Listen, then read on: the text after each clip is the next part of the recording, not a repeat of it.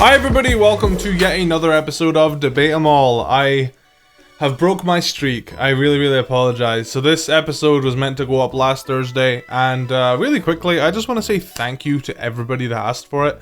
The fact that this series, I guess, is liked enough to where people will go out of their way and say, hey, where is this? It means a lot to me, you know, like, I understand some people like might be a bit, I don't want to bug him, I don't want to ask him, I don't want to be that annoying fan. But no, seriously, I appreciate it because it makes me know that you guys like the series. Thank you for asking where it is. Long story short, I've just been really busy last week, and finding the time to actually sit down and record it has been tough. It is now Tuesday of the next week, so it's like, oh, you may as well just upload you may as well just skip a week and upload the Thursday. But I'm going to try and do 2 Debate 'Em Alls this week to make up for it. So it's Tuesday's one, and I'm going to try and do one on Thursday also, which is the regular schedule.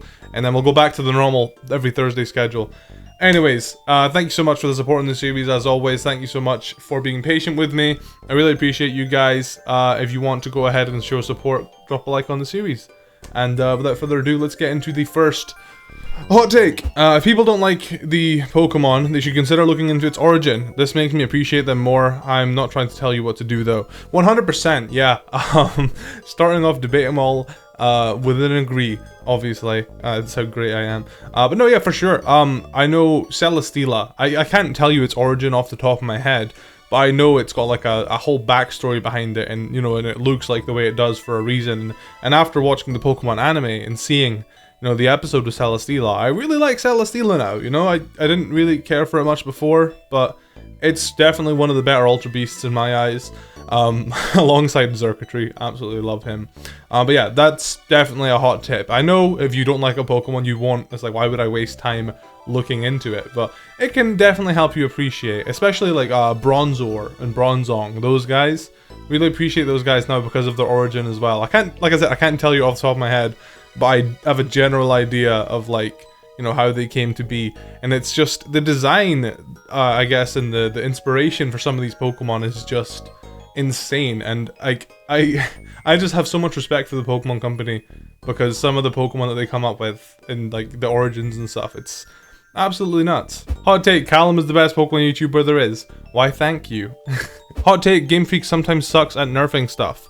Slacking Regigigas and Archeops abilities does not make them balanced, but makes them trash. Dark Void nerf was also a huge nerf. Not only has it 50% accuracy, Smeargle cannot learn it. Also, Tapu Finney's ability makes it so no one can be put to sleep. Yeah, I mean, okay, so I don't want to be that guy that's just constantly defending Game Freak or whatever, but can you sit there and tell me, I guess, I mean, this isn't really something, I don't know, basically just, let's think about it this way.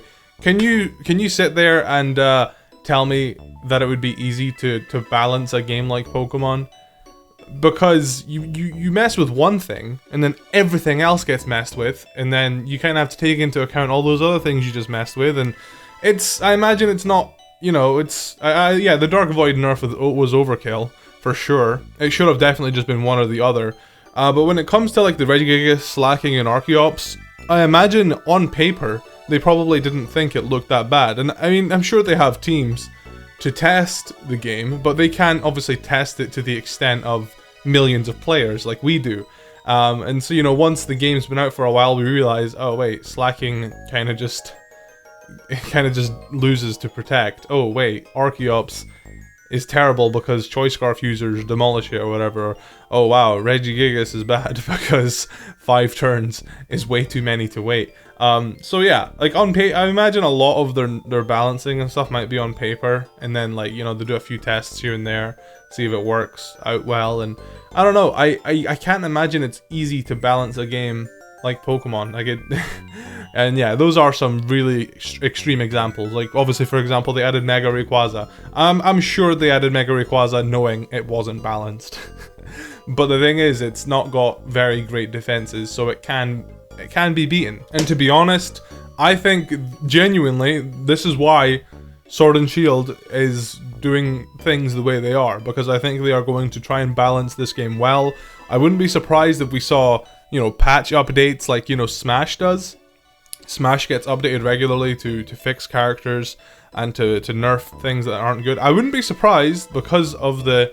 I mean, it would be tough to do it because with Pokemon there's constant tournaments going on, and you know, if you change something last minute before a local tournament, that's not fair because, you know, people didn't get time to prepare for it. So that would be maybe the argument against that happening. But if it did happen with Sword and Shield, I wouldn't be like, oh my god, wow, that's crazy. I'm kind of half expecting it, but then I can also see why they wouldn't do that. But yeah, I think they're definitely going to try and... I think they're trying to make Pokemon an esport this time around. And I think they are trying to get better at nerfing and buffing certain things. I mean, I'm hoping at least. So hey, who knows? We might see Regigigas in Sword and Shield, and he might only have a 3-turn slow start instead of a 5-turn slow start. That would make him a bit better. Archeop's ability might only take his stats down by 25% instead of 50%. I don't know. Hot take, we don't need more than 400 Pokemon in a single game. So yeah, this is getting back into the controversy. You guys love it when I talk about this stuff. But see, this is what's really, like, I guess, I don't know if it's necessarily confusing me or what, but like, this is what's kind of like everybody's favorite Pokemon game is Heart Gold Soul Silver, and that game had 493 Pokemon, and everybody praises it.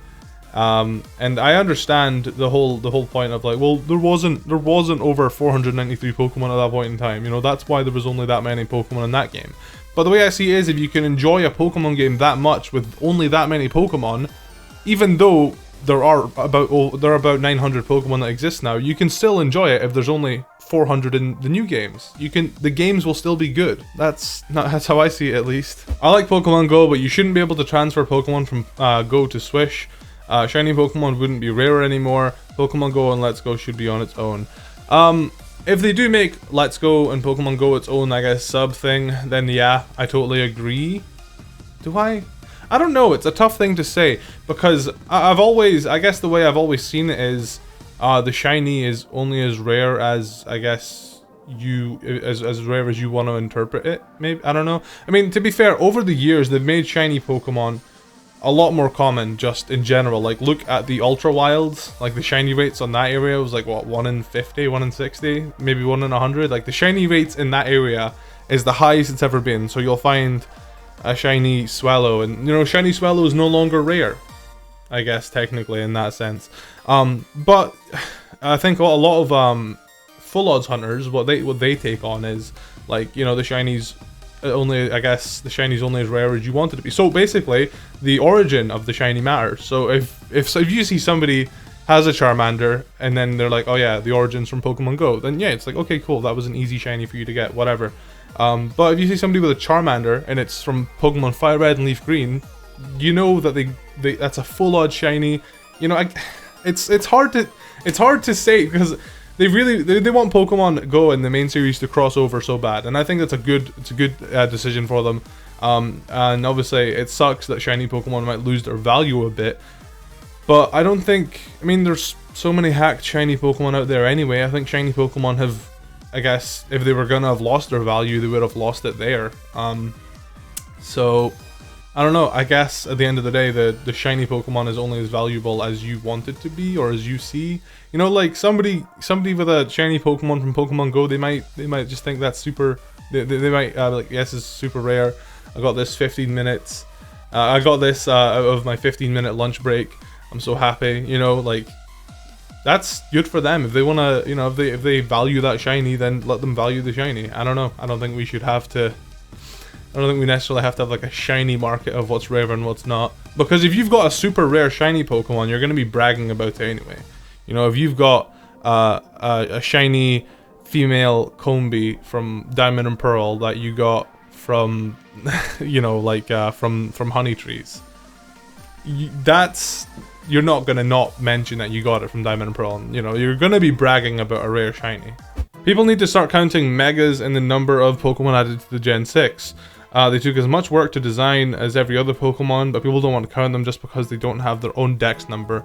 Now, when it comes to they took as much work to design, I mean, I guess, but then they had source material to work with. Like, they didn't create a brand new Pokemon out of nothing. They had, with Mega Altaria, they had Altaria, and then they're like, okay, let's make it bigger, give it more clouds, and that's it. You can't tell me that Mega Altaria took as much work to design as a Barbaracle, for example.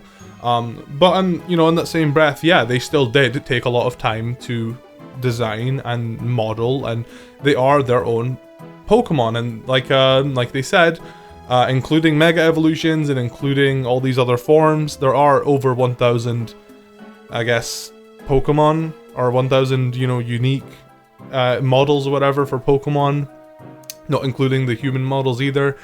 So yeah, they should count as, like, you know, like, so yeah, there was like 60-70 Pokemon added in X and Y, plus 50 Mega Evolutions, so that's about 120 Pokemon.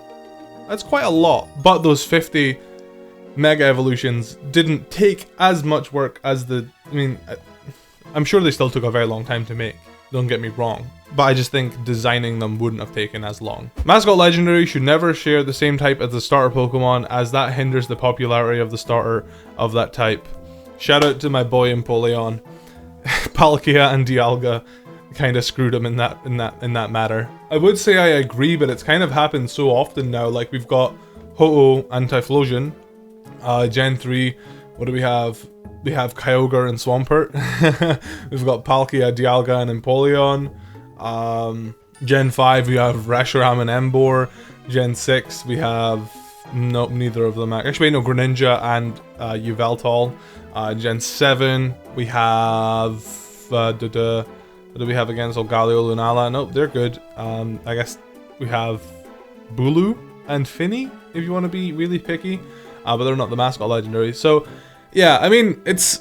I do kind of agree to an extent, but I don't think, like, if they've... The thing is, though, if the Pokemon Company have a clear, I guess, source material of a design in mind, you know, like, okay, we want this Pokemon to be based off of this. Like, you can't have Ho-Oh as any other type besides Fire Flying, because he's meant to be like this Phoenix or whatever.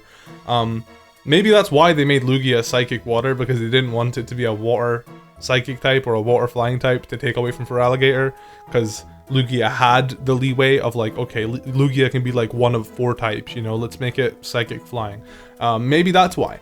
I do see where you're coming from, though, but at the same time, I think once you've got, like, a clear, I guess, origin in mind for the legendaries, the type, for the most part, becomes obvious. Like, maybe that's why Solgaleo wasn't a fire psychic type. Maybe that's why they made it steel, because they're like, okay, steel works in this origin, and it doesn't take away from our starter Pokemon, Incineroar. You know, if there was 2 fire cats, you know, 1 starter, 1 legendary, you know, it kind of takes away from an Incineroar a bit. So you kind of just opened my eyes up a bit. That would make a lot of sense. And the final take that we're going to talk about today. They should have just delayed town instead of cutting corners. So, I don't know. This is a tough one for me to answer, or... Because, okay, so from my perspective, I'm a creator, I make YouTube videos, whatever. To me, like, this like, I don't... to me, if this video game development company wants to create something other than Pokemon, why are we sound so entitled, saying, don't do that. No, don't do that. Do what makes you successful. Do Pokemon. Don't you dare make another game at the same time as Pokemon. No, do something else. No. Why? It's like if I started uploading different types of videos and, like, he's uploading non-Pokemon videos, I'm unsubscribing. What the hell is this? Focus on Pokemon. That's what you're good at. No, if the video game development company isn't, it doesn't only want to make Pokemon games, they shouldn't have to. That's the way I see it. Like, why? I don't know. Obviously it's not exactly the same thing, you know, making videos and making a video game is completely different, but that's kind of how I see it. It's like, you know, maybe they don't want to just make Pokemon. Maybe there's half of the development team that is passionate about town, and they would rather put time into that than just focus solely on Pokemon. And I don't think there's anything wrong with that. And I think it's really entitled of people to say that. It's because it just reminds me of the whole, oh, if you're not uploading only Pokemon videos, I'm unsubscribing from you. Yeah, that's kind of my take on that. Anyways, thank you so much for watching Debate 'Em All. I appreciate that you guys like this series so much. I'm gonna try and get you another one out for Thursday. I'm sorry it was so late, but hopefully it was worth the wait. Thanks for watching. See you guys next time.